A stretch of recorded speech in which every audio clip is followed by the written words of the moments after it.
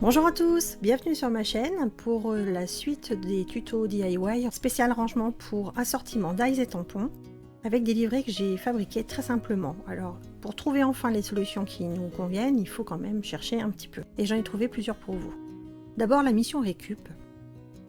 Donc, je vous ai parlé d'un achat qui était plutôt malheureux que j'avais réussi à récupérer et là je vais vous montrer comment faire pour faire ces fameux livrets qui sont vraiment super. Donc j'ai fait plusieurs tentatives de DIY évidemment pour obtenir le même résultat, sans être satisfaite à chaque fois, donc je vais vous montrer des choses, d'autres que j'ai retirées. Et j'ai réfléchi à trouver une autre solution en voyant passer tout simplement une miniature de Project Life, chose que je ne pratique jamais. J'ai fait quelques recherches sur plusieurs sites pour acheter le matériel qui pourrait correspondre à ce que je voulais. Et donc cette fois, j'ai trouvé pour moi la solution vraiment idéale. Alors c'est parti pour la solution numéro 1 avec un petit rappel de ce que ça pouvait donner dans le tuto précédent. Donc ce sont des livrets pour des assortiments dies et tampons.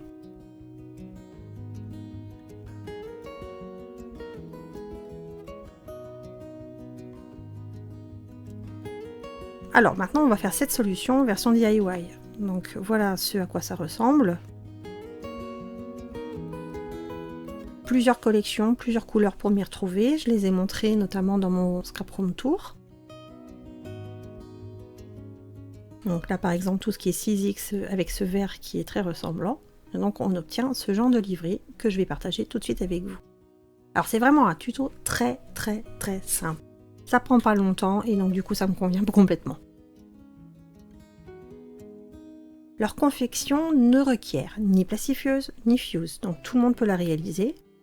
Et j'ai vraiment très vite été convaincue parce que c'est non seulement rapide à faire, mais en plus c'est résistant, donc c'est plutôt efficace. Alors voici le matériel nécessaire pour réaliser ces petits livrets. Il vous faut une feuille de cardstock A4 ou de récup comme vous le souhaitez, une paire de ciseaux ou un massicot, une perforatrice d'angle, une perforatrice décoratrice d'enveloppe et un paquet de feuilles plastifiées pour classeur A4 avec des inserts prévus pour des photos en 13 par 18, donc ça peut être pour des classeurs typiques photos ou Project Life. Donc moi les miens je les ai achetés sur Amazon et donc vous avez les mesures ici.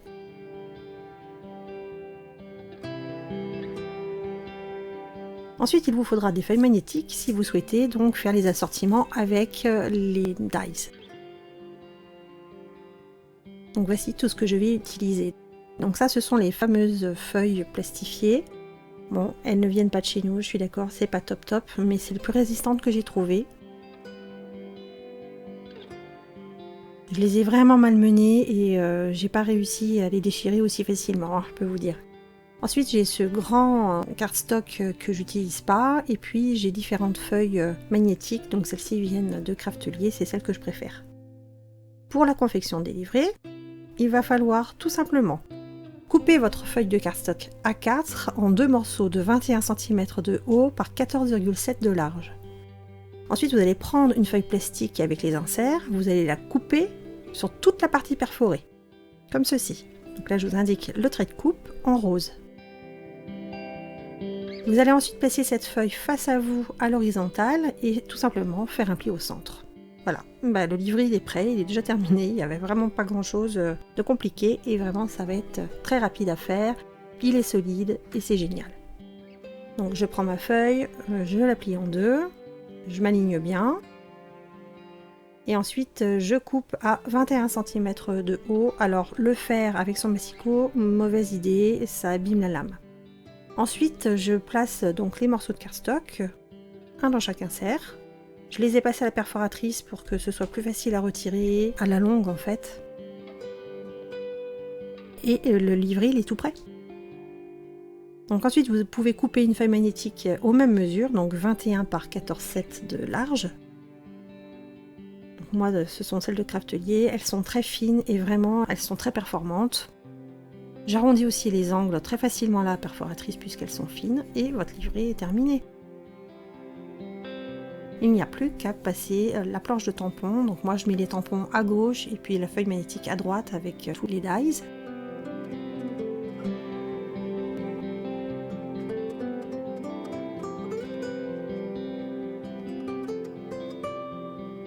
Et pour gagner en efficacité, vous pouvez aussi ajouter, si vous le souhaitez, une partie du packaging avec les références et la marque. Et comme ça, si vous voulez vendre plus tard votre lot, eh bien c'est plus facile de le vendre avec ces informations-là. Vous pouvez aussi tamponner les motifs sur une feuille amovible et puis comme ça vous créez un visuel. Et à l'arrière, vous pouvez aussi déjà placer des découpes pour voir un petit peu leur rendu quand vous êtes en recherche de création. Donc voici quelques exemples. Donc là c'est avec des tampons mousse cette fois de chez Stamperia. Ceux-ci ont été achetés chez Nose. Et puis j'ai voulu aussi rassembler les collections parce qu'elles se complétaient. Donc là j'ai fait un livret plutôt partagé.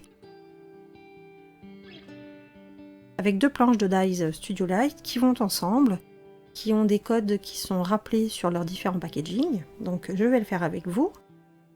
Je recoupe ma feuille magnétique à la bonne largeur et à la bonne hauteur.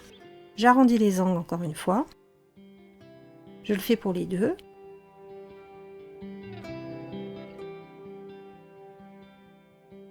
Et puis je vais, de manière un peu laborieuse, effectivement, retirer tous mes dies. En essayant de conserver le mieux possible la partie cartonnée du packaging, en retirant les scotch, en retirant les parties abîmées, mais je vais essayer de conserver ce visuel.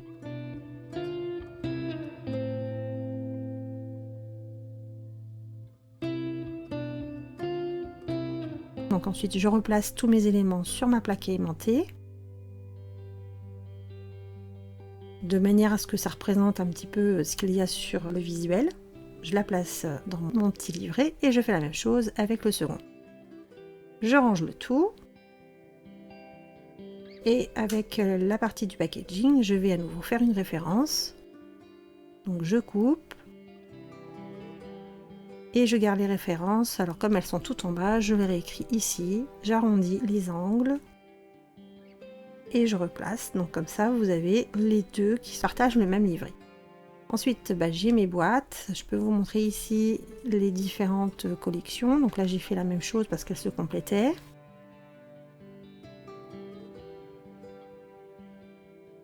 Et puis là, les assortiments. Donc, tampon d'un côté, dies pour les détourer de l'autre. Ça se sort très facilement. Franchement, le plastique est résistant, j'ai rien à redire. J'en ai racheté plusieurs paquets, j'en suis vraiment satisfaite, donc je vous les recommande, sans aucun souci. Et puis ça, ce sont tous les autres. Alors, les contenants pour ranger maintenant. J'en ai parlé aussi dans mon scrap room tour, mais je peux vous montrer comment j'ai fait. On trouve partout dorénavant des bacs transparents pour les frigos, et certains ont des poignées, donc comme les miens. Et franchement, ils sont très pratiques aussi. Donc vous voyez les mesures ici, 10 cm de haut, 23 de large. Alors c'est un peu biseauté par contre, donc des fois c'est peut-être à adapter selon ce que vous trouverez. Et donc moi j'ai une petite poignée tiroir. J'ai ajouté un étiquetage par thème. Et j'ai pu les ranger comme ça, tout simplement en faisant mes propres intercalaires et en les mettant en quinconce. Alors voyons comment j'ai fait pour créer ces intercalaires.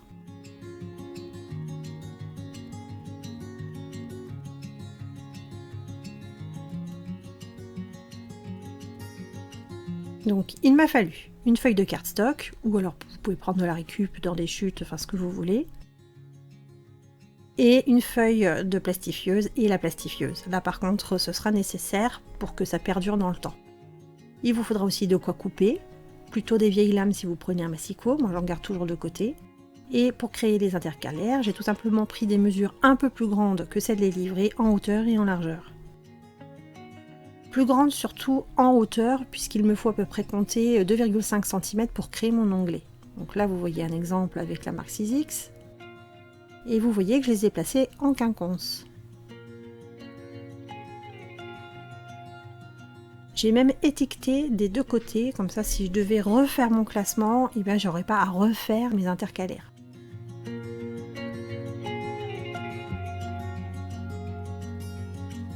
Alors à l'imprimante, sur Canva, je me suis créé tout simplement une fiche avec les thématiques qui me semblaient les plus appropriées. Ensuite, je les ai imprimées à la maison avec du papier collant que j'ai acheté sur Amazon. Et j'ai tout simplement eu besoin de faire des repères pour placer un onglet avec ma perforatrice créatrice d'enveloppe et coller tout simplement ma thématique sur l'espace réservé.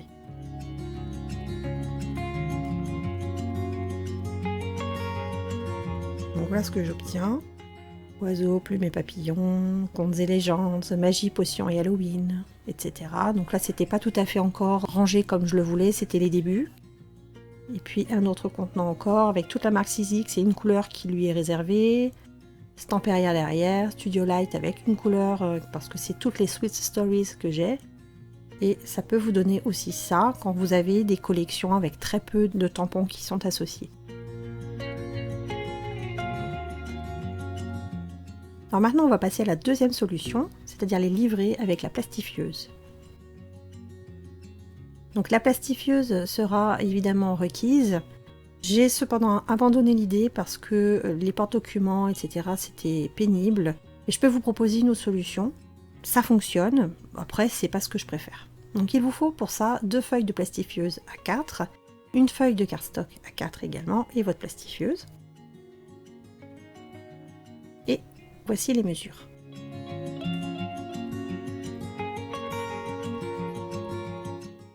La première reste intacte, la seconde, on va la couper. On va en faire 2 morceaux de 13,5.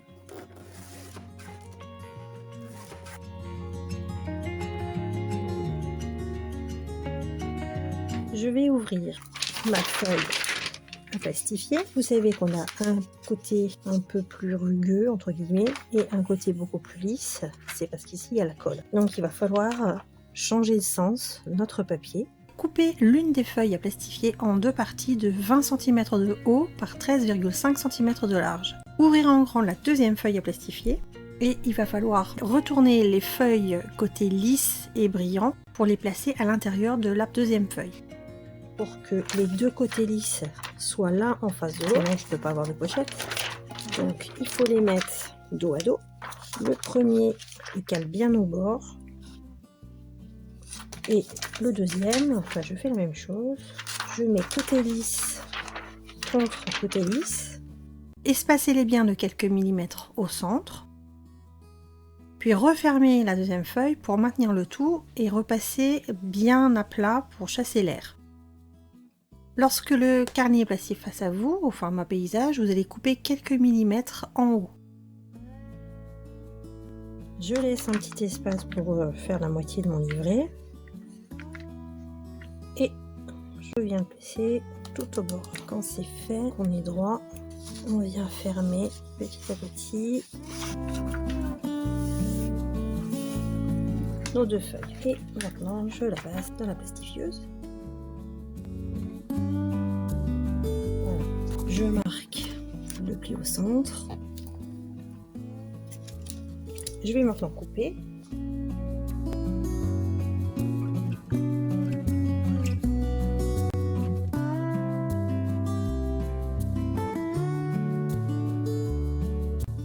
Mon livret de fait et en haut j'obtiens bien mes 2 planches.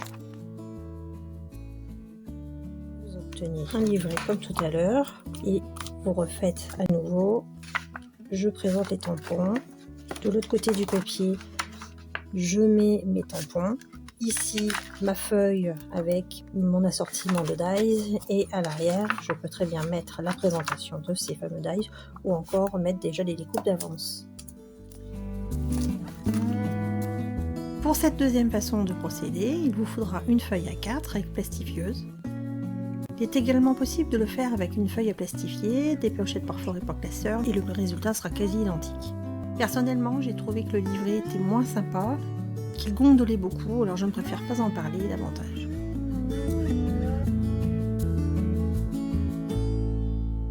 Il suffit de reprendre toujours les mêmes mesures, de couper la pochette en 2 parties et de couper en largeur 13,5 sur 20 de haut. Il faudra ensuite les placer à l'intérieur de la feuille à plastifier, retirer la partie perforée et ouvrir du coup sur le haut. Donc vous avez la solution avec les pochettes de classeur. Évidemment ça n'a pas tourné parce que j'avais mis sur photo. Et vous avez la solution double feuille de plastifieuse. Voilà, et on obtient bien le même type de carnet. Pour la troisième solution, il va vous falloir la fuse. Cette façon de procéder ne m'a pas plu. Je ne suis pas convaincue non plus puisque les coutures sont fragiles et tout a pété très facilement quand j'ai voulu la tester. Alors est-ce que ça vient de mon appareil? Je ne sais pas. Des feuilles perforées plastifiées pour les classeurs ou encore les porte-documents avec deux ouvertures, donc avec un pli et une soudure. Pour travailler ce plastique, je vais utiliser la fuse. C'est une possibilité pour travailler ce genre de matière première pour le détourner complètement. Il faut plier le porte-document en deux et faire des soudures comme ce sera indiqué sur le schéma qui va suivre. Je vais utiliser mon vieux tapis de coupe A4 et donc un porte-document. Donc je vais le placer de cette manière, soudure à ma gauche, ouverture vers le haut et vers la droite. Je vais commencer par bien lisser ma feuille et je vais venir la plier en deux. Donc je me mets bien bord à bord pour marquer mon pli que je vais venir appuyer au plioir. Et donc j'obtiens déjà ceci.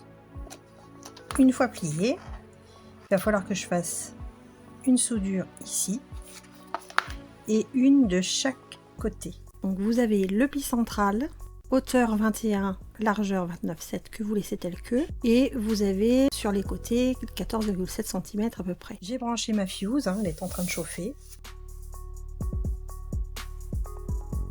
Pour souder, il y a cette règle qui permet justement de venir tracer très droit dans la rainure qui est ici. Il ne faut pas appuyer trop fort, il faut aller assez vite, mais pas trop non plus. Enfin, c'est un peu compliqué et moi je vous avoue que j'en ai pas fait depuis des années, donc je sais pas trop ce que ça va rendre. Nous verrons bien.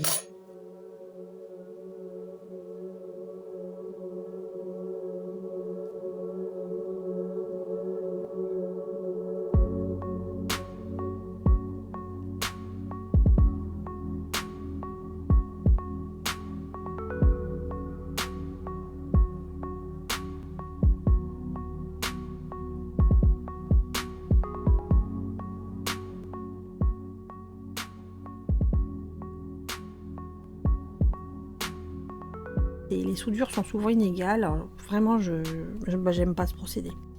On se retrouve avec une première pochette et une deuxième ici que vous pouvez plier en deux.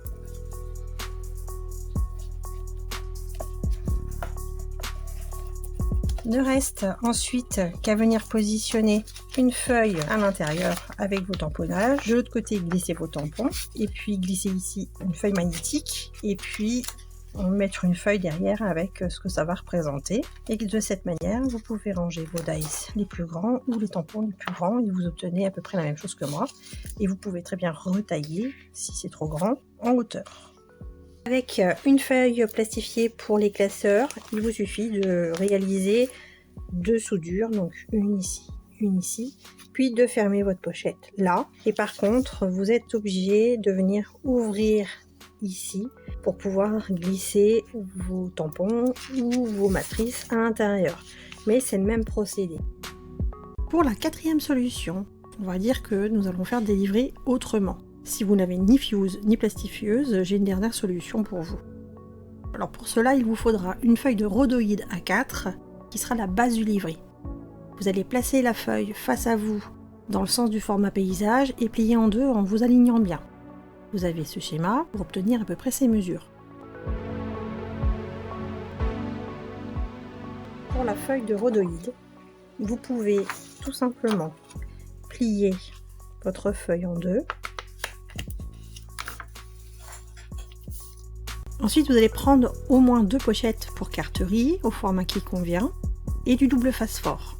Pour le matériel, je vous renvoie sur le tuto des 10 solutions de rangement précédent et vous aurez toutes les indications qu'il vous faut.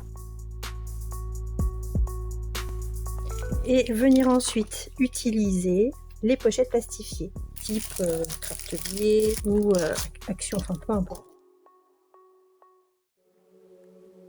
Il suffit simplement de coller les deux pochettes au double face fort à l'intérieur du livret en rhodoïde et votre livret est prêt. Et voilà ce que ça peut donner. Je vous le montre ici, j'en ai fait une. Donc j'ai plié en deux ma feuille de rhodoïde, j'ai arrondi les angles et j'ai collé 4 pochettes. Une sur le devant pour y glisser la marque et le set. Une à l'intérieur pour mettre mes tampons, une autre à l'intérieur pour mettre ma petite feuille magnétique et mes matrices, et encore une autre de l'autre côté si je voulais glisser les exemples une fois découpés. Voilà, donc vous obtenez exactement la même chose et c'est sans soudure. Il vous faut simplement plier et mettre du double face. Pour ce qui est de la fermeture enveloppe, par contre, je l'ai coupé. Donc voilà les différents moyens que j'ai trouvé moi pour ranger mes tampons et mes matrices en dehors d'un classeur. Merci à tous d'avoir suivi ce tuto. Pensez bien à partager, à liker. Vous pouvez aussi me laisser un commentaire, ça fait toujours plaisir. Et je vous dis à très bientôt pour d'autres tutos. Au revoir!